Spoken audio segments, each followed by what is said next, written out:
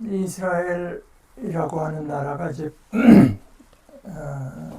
솔로몬 임금이 죽은 뒤에 북왕국 이스라엘하고 남왕국 유다로 나뉘어져 있다가 722년에 북왕국 이스라엘은 아시리아에게 망하고 이제 남왕국이 지속되고 있었는데 결국 이제 남왕국도 587년에 바빌로니아의 침공을 받아서 멸망하게 됩니다. 그래서 왕하고 왕의 어머니 뭐 중요한 요인들이 다 이제 저 먼 곳 바빌로니아로 끌려가고 그의 삼촌이던 시드기야 왕이라고 하는 거를 이제 거진 꼭두각시 왕처럼 바빌로니아의 우두머리였던 네부갓네잘이 왕으로 세워놨는데 이때 그 예레미야 예언자는 계속 하나님으로부터 재앙이 이제 임박했다 했는데 불행히도 그 몇몇 예언자들의 말을 이스라엘이 전폭적으로 따르진 않았고 그러다 결국 이제 예언대로 멸망했는데 그때 이야기입니다. 예레미야는 바빌로니아로 끌려가지 않고 여기 그 예루살렘에 남았습니다. 그래서 예레미야가 바빌로니아로 끌려간 사람들에게 편지를 보냅니다. 생각해보면 자기 나라 무슨 뭐 대접을 받아서 비행기로 끌려간 것도 아니고 뭐 온갖 고초를 겪으면서 저 나라를 끌려가서 자기들의 장래뿐만 아니라 온 민족의 장래가 어떻게 될지 캄캄한 가운데 있는 그들. 그래서 기회만 있다면 그 상황을 바꿔놓고 싶었겠죠. 근데 힘이 없고 그리고 그때 몇몇 예언자들은 이건 이제 너에게 이 고난의 날은 다 지나가고 곧 돌아온다 뭐 이런 식의 말을 하니까 굉장히 혹하지 않았겠습니까?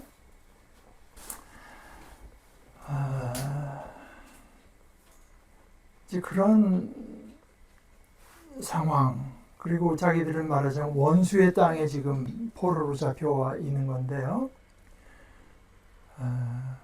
그런 사람들에게 예레미야가 하나님의 말씀을 받아서 보냅니다. 보낸 내용이 너무나 뜻밖입니다.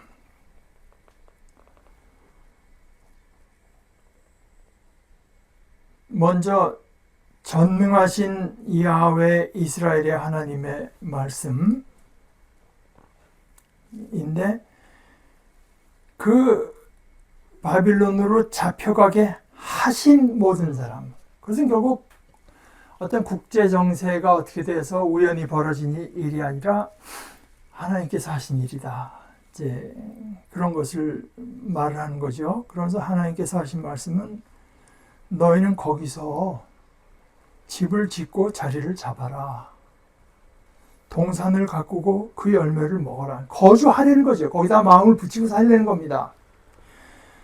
아내를 맞아들여 아들들과 딸들을 낳아라. 원수의 땅에서 가정을 꾸미려는 거죠. 아들들을 위해 여자들을 맞아들이고 딸들은 남자들에게 주어라. 그러면 너희 딸들이 아들들과 딸들을 낳을 것이다. 그래서 너희들의 죄악 때문에 너희가 끌려갔지만 그런 너희들을 향한 내 뜻이 또 있다. 하나님께서 말씀하시면서 그래서 너희가 거기서 불어나도록 해라. 그러면서 또 이것을 반복해서 숫자가 줄어들어서는 안 된다. 늘어나야 된다. 내가 너희를 사로잡혀 가게 한, 너희가 사로잡혀 한 건 다시 말하자면 우연한 어떤 국제 정세에 따라서 잡혀간 게 아니라 내가 잡혀가게 한 그 도시 바빌론, 그 도시에 평화를 추구해라, 샬롬을 추구해라. 그리고 그 도시를 위해서 야훼께 기도해라. 그 도시가 잘 돼야, 그 도시에 평화가 있어야 너에게도 평화가 있을 것이기 때문이다. 너에게 샬롬이 있어야 된다. 그런 말씀을 이제 하셨습니다. 이건 뭐 오늘날의 기준으로 어떤 민족주의적인 입장에서 보면 거짓 매국노의 말 같은 거겠죠. 지금 어떻게 해서든지 우리가 죽기를 각오해서라도 차라리 목숨을 바쳐서라도 이 예적과 싸워야지 무슨 말이냐.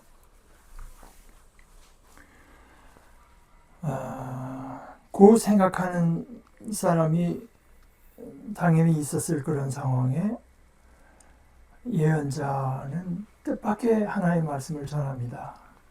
자기가 이런 말씀을 전한다고 해서 동족들이 자기를 얼마나 이상한 인간으로 볼지 몰라서 이런 말을 전한 것이 아니겠죠. 하나의 말씀이 그렇게 왔으니까 그렇게 전한 것입니다.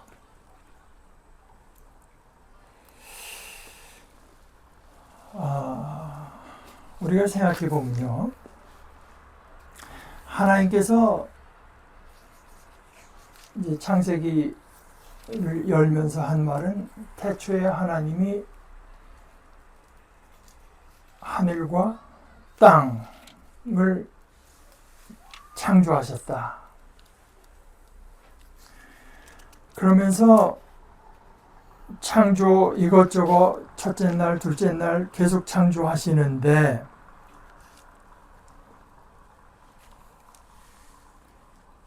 그냥 땅을 만드시고 물을 갈라놓으시고 이런 걸 할 때는 그냥 하나님의 뜻대로 됐다. 좋았다. 토브, 좋았다. 그랬는데 예를 들어서 11절에 그 땅이 이제는 푸른 것을 싹트게 하고 씨 있는 푸성귀 열매 맺고 씨 있는 갖가지 과실나무를 땅이 싹트게 하기를, 그대로 됐습니다. 또 좋았습니다. 그러다가 다섯째 날로 가면요, 하나님께서 온갖 생물들을 창조하십니다. 물에는 생물들이 떼를 이루고 땅 위로는 새들이 하늘 둥근 지붕에 날아다니기를, 하나님이 큰 바다 괴물들과 물의 떼를 이루어 움직이는 갖가지 생물과 날개 달린 갖가지 새를 창조하셨다. 하나님이 보셨다. 좋았다. 좋았다고 하고 나서 그 다음에 이어진 얘기는 하나님이 그것들에게 복을 내리며 말씀하셨다. 이제는 그것들, 살아있는 생명체들에게는 복을 주세요. 번성하여 불어나고 바닷물에 가득하라. 또 새는 땅에서 불어나기를. 번성하고 불어나라. 이게 이 축복이 반복됩니다. 27절 하나님이 사람을 자기 모습으로 창조하셨다. 하나님의 모습으로 사람을 창조하셨다. 남성과 여성으로 그들을 창조하셨다. 하나님이 그들에게 복을 내리셨다. 그리고 말씀하셨다. 번성하여 불어나라. 땅에 가득해져서 땅을 지배해라. 바다의 물고기와 하늘의 새와 땅 위에서 움직이는 온갖 짐승을 다스려라. 그뿐이 아닙니다.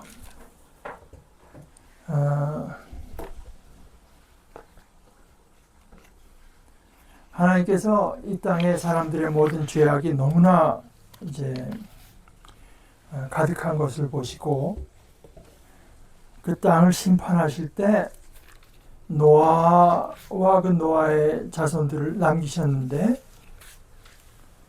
홍수가 지나고 나서 하나님께서 그 노아와 그의 아들들에게 9장 1절은 이렇게 말합니다. 하나님이 노아와 그의 아들들에게 복을 내리셨다. 그리고 그들에게 말씀하셨다. 번성하고 불어나거라. 땅에 가득해지거라. 이것은 이 축복의 말씀은 7절에서 다시 한번 반복됩니다. 너희는 번성하고 불어나거라. 땅에서 띠를 이루고 불어나거라. 그 뒤에 하나님께서 이 모든 인류를 구원하실 뜻을 가지고 아브라함이라고 하는 사람을 선택할 때도 다시 복을 주십니다. 너희 후손을 땅의 흙먼지처럼 많아지게 해주마.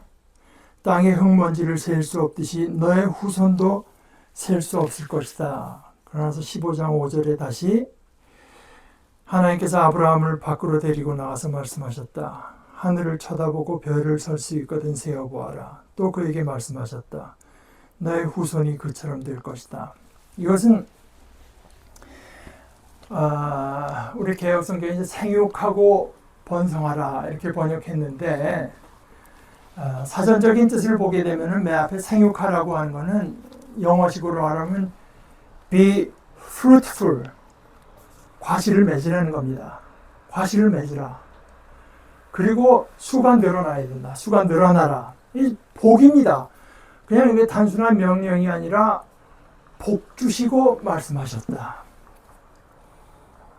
이게 하나님의 뜻입니다. fruitful한 거, 열매 맺는 거, 그리고 늘어나는 거.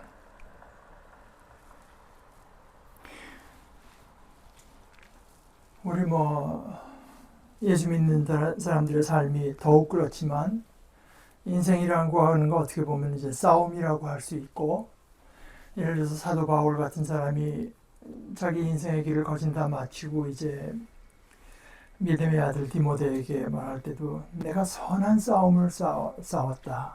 이런 이야기를 하죠. 그러면서 그 디모데더라도 선한 싸움을 싸우라고 권면합니다. 그런데 물론 우리가 특별히 믿음의 사람으로서 세상에서 악의 무리와 싸우죠. 싸우는데 싸움 자체가 목적이 아닙니다. 우리가 무슨 호전적인 사람이라서 싸우는 게 아닙니다. 우리가 이것을 마음에 늘 담아두지 않으면 소위 이렇게 말하는 소위 영성이라고 하는 것이 이상하게 됩니다. 가장 근본적으로 우리는 우리 자신도 그렇고요. 모든 인간이 다 그렇고요. 그리고 모든 생명체가 다 하나님의 축복의 대상인 것을 잊어먹기가 얼마나 쉬운지 모릅니다. 우리 인간이 번성하고 그 삶에 어떤 열매 맺는 삶이 있고 그리고 숫자가 불어나고 이것이 하나님의 축복인 것을 마음에 두고 이것이 하나님의 뜻인 것을 마음에 두지 않으면 예수 믿는 사람이 그러고 맨날 나는 불의와 싸우고 악과 싸우고 저 인간 가둬서 평생 감옥에서 못 나오게 해야 되고 이런 생각만 하고 있으면은 그 사람이 거칠어지죠. 그 사람의 삶이 그렇게 프루트풀한 삶이 되지 못합니다. 실제로 저 자신에게서 그런 걸 느낍니다. 텔레비전 보다가 이상한 사람 보면은 그냥 욕이 저절로 나오고 마치 욕하는 내가 굉장히 좀 의로운 욕을 하는 것 같은 착각을 이제 느낄 때가 종종 있습니다. 그러나 하나님의 뜻이 그게 아니지 않습니까? 하나님의 뜻은 어디까지나 모든 사람들, 모든 생명체가 fruitful 하기를 원하시고 늘어나기를 원하시고 그것을 반대하는 세력이 있기 때문에 그것 때문에 싸우려고 하는 것이지 그 궁극적인 목적은 모든 생명체, 모든 인간, 나 자신이 복된 사람이 되게 하기 위해서 열매 맺는 그 존재가 되기 위해서입니다. 우리 예수 믿는 사람들의 소위 영성이라고 하는 게 있다면 그것은 모든 존재를 다 하나님의 축복으로 보는 이 긍정적인 영성, 이것이 기본적인 것이지 호전적인 것이 우리의 영성이 될 수는 없습니다. 호전적인 것이 우리의 영성이 됐다고 하는 것은 그야말로 우리가 악마의 괴계에 걸려든 거죠. 사실 몇 주 전에 우리가 그 애통할 것을 이야기하면서 제일 한국이 여기 세상에 한국처럼 살기 좋은 데가 어딨냐 라고 하는 사람들 앞에 제가 흔쾌히 동의할 수 없는 것은 이게 OECD 국가에서 자살률이 제일 높다는데 도저히 이 세상이 살만한 곳이 못 돼서 이 세상 떠나는 사람들이 이렇게 많은데 어떻게 좋단 말을 할 수가 있나 그랬는데 또 이렇게 다시 생각해 보면 우리가 애통할 또 다른 이유는 이 땅의 출산율이 이렇게 낮다는데 하나님께서 그 피조물들을 창조하실 때 그 창조의 동전의 앞뒤면을 이루는 것은 축복입니다. 축복. 창조 자체가 축복을 위해서 창조하는 것이고 창조의 축복이 내장되어 있는 것인데 어떤 이들에게는 이 아이가 태어나는 것이 축복이 되지 못하기 때문에 그 아이에게건 본인들에게건 이 축복된다고 하는 것을 느끼지 못하기 때문에 아이를 갖지 않기로 결정하는 거 아니겠습니까? 그런 의미에서 이 땅이 누구든지 태어난 사람들이 그야말로 열매 맺는 삶, 프루트풀한 삶을 살 수가 있고 더 늘어나고 싶은 마음을 가질 수 있고 또 늘어날 수 있는 사회가 되기 위해서 우리가 과학도 발달시키고 의학도 발달시키고 무슨 문화도 다 발달시키는 것은 참 귀한 일이 아닐 수가 없고 거기에서 더 나아가서 이 열매라고 하는 것을 생각하면 하나님께서 우리에게 품으신 하나님의 뜻은 우리 속에 예수 닮음, 예수 같음, 예수 다움이 자라나기를 원하세요. 우리의 열매가 그거 아니겠습니까? 우리 속에 예수 다움이 자라나야죠. 예수님이 온유하고 겸손하다고 하면은 무엇보다 다른 사람들보다 우리 자신 속에 어떤 폭력, 저주하는 생각, 교만 이런 게 스며들지 않도록 다스려야 됩니다. 좀 사람 이름을 직접 말해서 미안하지만 트럼프 같은 거 저런 것들 저것들 이렇게 부르지 않도록 노력해야 됩니다. 어쩔 수 없이 그와 싸워야 되지만 어쩔 수 없이 싸우는 싸움이 돼야 되죠. 열매 맺는 삶이 되기 위해서 이 땅이 더 풍성한 것이 되기 위해서 그것들 할 뿐만 아니라 마음속에 최소한 나는 저것들 같지는 않지 이런 생각이 스며들지 않도록 조심해야 됩니다. 내 속에 온유하고 겸손한 것이 더 자라나도록 애써야 됩니다. 예수님의 얘기가 밀을 뿌려놨는데 원수들이 와서 독보리를 해서 어느 날 보니까 독보리들이 막 자랐습니다. 와서 주인한테 저 독보리 뽑아야죠. 그랬더니 예수님의 말씀이 독보리 뽑다가 밀이 다치면 어떡하냐. 내버려둬라. 다 자란 뒤에 가려내면 된다. 독보리를 뽑는 것보다 더 중요한 것은 밀을 뽑지 않는 것입니다.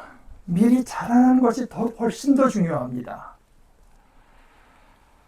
이렇게 생각하면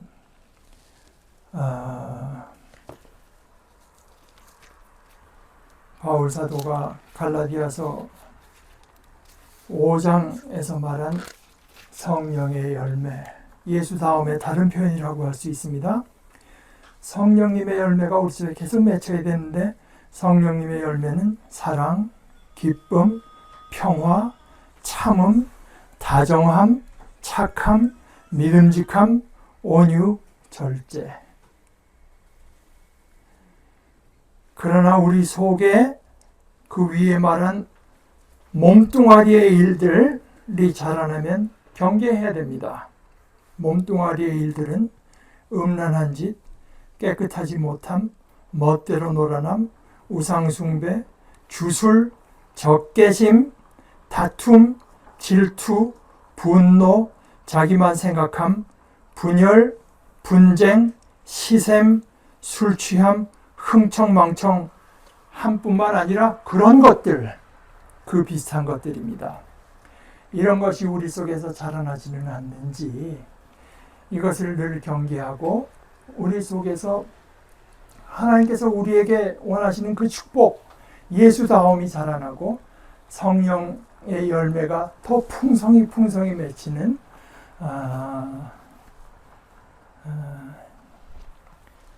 이것이 하나님을 기쁘게 하는, 나를 통해서 하나님을 기쁘게 하는 일인 줄 믿고 우리가 그 일에 다 힘썼으면 좋겠습니다. 우리 같이 기도하십시다. 하나님 아버지, 이 복된 가정에 저희들이 모여있는 모습이 참 아름답고 그것으로 아버지께 감사합니다. 이 아름다움이 더 성숙해지게 하시고 더 진실해지게 하시고 그래서 우리들의 모습뿐만 아니라 우리들이 모인 모습뿐만 아니라 우리 각자의 모습도 이 하나님께서부터 오는 거룩한 일을 힘입어서 우리 속에 성령의 열매가 자라나는 큰 은혜를 허락하여 주시옵소서. 예수님의 이름으로 기도합니다. 아멘.